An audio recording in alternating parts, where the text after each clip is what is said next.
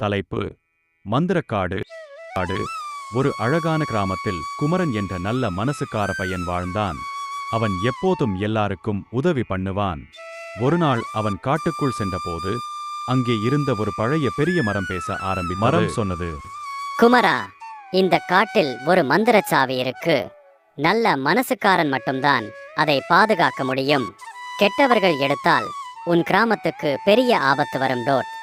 அந்த நேரத்தில் கோபாலன் என்ற பேராசைக்கார வியாபாரி காட்டுக்குள் வந்தான். அவன் அந்த சாவியை பெற்றால் பொக்கிஷம் கிடைக்கும் என்று நினைத்தான்.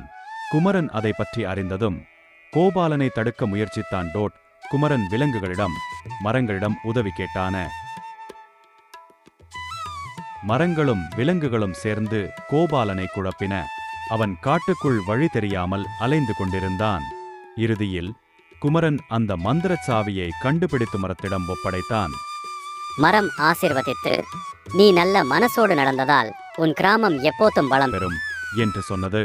கோபாலன் தனது பேராசைக்காக வெட்கப்பட்டு குமரனிடம் மன்னிப்பு கேட்டான். அதற்கு பிறகு கிராம மக்கள் எல்லோரும் குமரனை பாராட்டினார்கள்.